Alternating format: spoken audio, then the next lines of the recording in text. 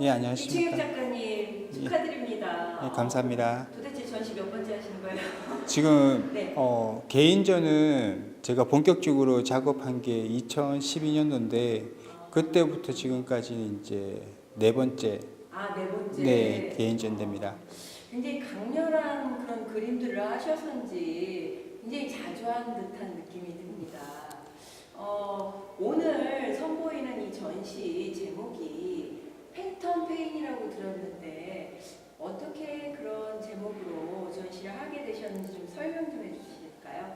팬텀 페인이란 제목은 제가 지은 게 아니고 이 전시 기획자분께서 제 작품과 작업 노트를 보시고 통증이란 거를 느끼셨나 봐요. 제가 작업 노트에도 이제 인간이 상실한 어떤 아픔들, 존재에 대한 원초적인 의문점들을 제가 작업해서 많이 다루다 보니까 사람들이 지금 잊어버리고 망각한 것들에 대해서 작가는 이미 통증을 느끼고 있고 그 통증을 통해서 또 사람들에게 잊어버렸던 원초적인 질문들, 존재에 대한 자신의 근본적인 사유에 대해서 던져주는 이야기가 있으니까 그래서 거기에서 팬텀 페인이란 단어를 떠올렸는데 팬텀 페인이란 단어 자체가 의학 용어인데 이제 다리를 잃어버렸거나 신체 일부분이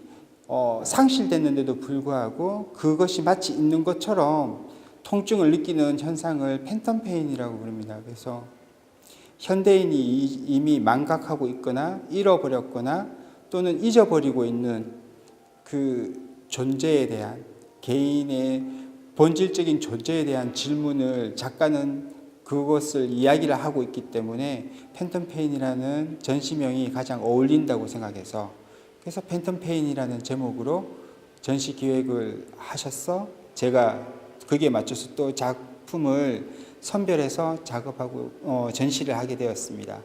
여기 있는 이 작품은 제목이 북극점에는 북쪽이 없다라는 제목입니다. 제목의 작품입니다. 북극점에 사람들이 도착했을 때 나침판을 들고 북쪽에 갔을 때는 더 이상 북극점에는 북쪽을 가리키지 않고 모든 방향이 남쪽이 되는 그런 확실한 지점이 되는 것이죠. 그 북쪽이라는 것이 의미하는 것은 고대 신화라든지 또는 우리나라 동양 사상이라든지 북쪽이 의미하는 것이 왕을 의미하는 곳이기도 하고 또 진리의 끝 지점이라는 것을 의미를 하기도 해요. 그래서 북극점에 도달하는 것을 제가 이야기를 삼았는데 그 이유는 뭐냐면 사람들이 살아가는 이유가 다 제각기 다 다르고 또 철학이라든지 미술이라든지 음악이라든지 많은 분야들이 뭔가 이야기를 하고 있지만 어디서부터 이야기가 시작되었는지 또는 어디로 향하고 있는지에 대해서 사람들이 상당히 모호해하고 안개 속에 갇힌 가리워진 길을 걷고 있어요. 철학도 마찬가지고 음악도 마찬가지고. 근데 그런 동양 사상에서 보면 화엄경이라든지 또는 여러 가지 경전을 보면 무라든지 허라든지 공이라든지 이런 약간 불가지론적인 사상을 많이 이야기를 하는데 그거는 동양뿐만이 아니라 서양 철학에서도 그런 이야기가 나옵니다. 근데 그런 불가지론적인 사상이 가지는 가장 큰 맹점이 뭐냐면 미래를 상당히 디스토피아적인 생각으로 그려나간다는 거죠.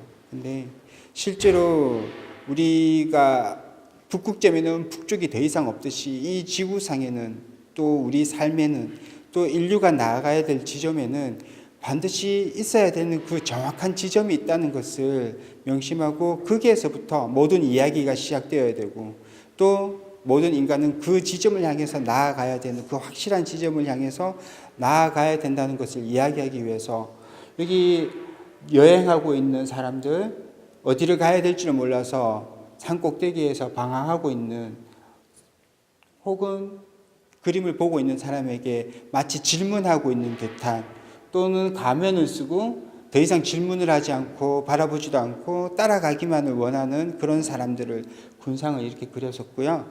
또 이 작품에서는 여기 여행을 하다가 지쳐 있는데 약간 제가 약간 몽환적인 느낌의 사람을 그렸습니다. 영화에서 나오는 그런 판타지 영화에서 나오는 등장인물처럼 이렇게 했는데, 이제 뿌리만 있는 나무들을 다 들고 이렇게 앉아서 쉬고 있는 모습이에요. 그 확실한 지점에 우리가 인류가 나아가야 될 지점, 또 인간이 시작된 그 지점에 뿌리를 내리기 위한 그 여정을 찾는 여행하는 사람들을 이렇게 그렸습니다. 그래서 제가 그림을 그리는 게 또는 철학적인 사유를 이미지화 시키는데 많은 사람들이 모호하고 애매하고 또는 혼돈에 쌓이기도 하고 약간 그로테스크한 분위기를 통해서 사람들의 가치관에 혼란을 주고 있지 않나라는 보시는 분들의 생각을 하실 수가 있는데, 실제로는 모든 것을 담은 거에서 우리가 인류가 나아가야 될 지점에 대해서 작가는 이야기를 해 나가는 거죠.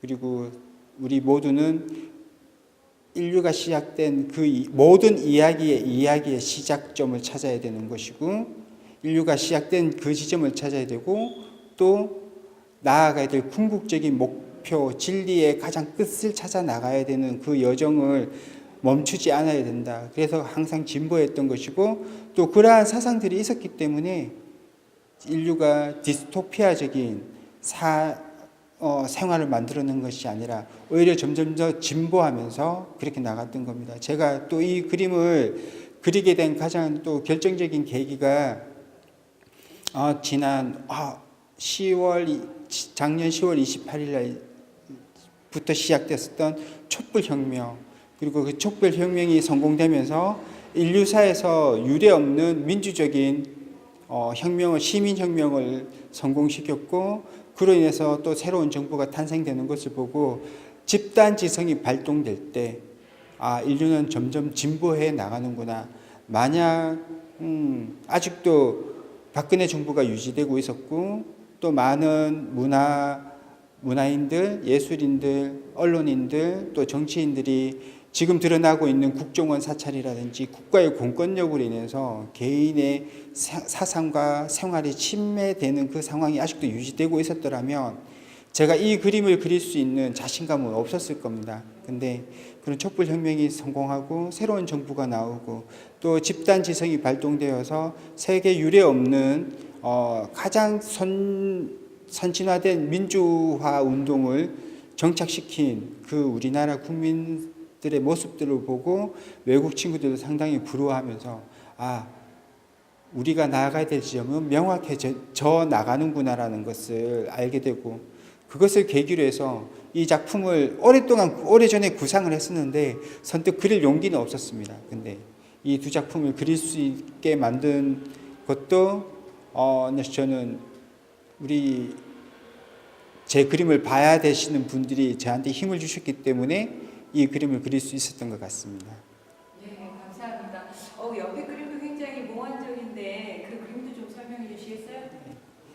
예, 이 작품은 통증이라는 작품인데, 통증이라는 주제를 가지고 제가 오랫동안 그림을 많이 그렸습니다. 왜냐하면 예술가가 해야 될 일 중에 하나가 뭐냐면 이 사회의 아픔을 외면하지 않아야 된다는 거고, 또 한 개인의 아픔을 또 잊어서는 안 된다는 것입니다. 그래서 왜 우리나라 작가들의 작품의 화풍을 보면 대부분 반지성적이라든지 또는 너무 낭만주의적인 화풍으로 회화를 많이 하시다 보니까 오히려 현실에서 살아가고 있는 동시대 현대인과의 소통은 오히려 점점점 괴리를 나아가고 있는 현상을 보고, 저는 한 개인의 아픔과 통증 그리고 내면에 감추어진 괴로움들, 이런 것들을 그려나가고 싶어서 이렇게 그렸습니다. 심해에 물에 잉크라든지 구름 같은 것들이 막 번져나가는 곳에 한 여인이 있는 건데, 이 여인 얼굴에 나방이 붙어 있는 이유는 뭐냐면 어둠 속에 있다는 것은 또 내면 속에 빛을 향하고 있다는 마음이 동시에 존재하기 때문에 제가 이제 나방이라든지 이런 도상학적인 요소를 넣어서 빛을 그리는 것이고, 이를 피가 이렇게 흘러내리고 있는 모습을 그린 게 약간 뭐 잔인하다고 생각할 수도 있고 거부감을 느낄 수도 있겠지만, 우리 내면의 아픔이 이렇게 움켜져 나오는 것을 표현하기 위해서 제가 피를 그렸습니다. 그래서 많은 사람들이 행복을 추구하고 기쁨을 추구하고 또는 희망을 추구하는데 또 선을 추구하죠. 근데 중요한 것은 악을 품지 않은 선은 절대선이 될 수가 없고, 슬픔을 포함하지 않은 기쁨은 절대 기쁨이 될 수가 없는 것이고, 또 절망을 포함하지 않은 희망은 전혀 무의미한 희망이기 때문에 저는 이러한 역설적으로 표현을 하는 거죠. 이런 통증을 통해서, 이런 아픔을 통해서 희망을 이야기하고 구원을 이야기하고 절대선을 이야기하는 그런 작품을 그려 나가고 있습니다. 그래서 이 통증이라는 작품은 이제 시리즈가 여러 가지가 있는데, 이번에 17년도에 이번 개인전을 목표로 해서 그려 나간 작품입니다. 너무 감사합니다. 이번 전시를 통해서 작가님이 좀 더 많은 분들에게 그런 어떤 역설적인 그런 모습에 인해서 희망을 가질 수 있도록 기원해 봅니다. 네, 감사합니다. 네, 감사합니다. 네.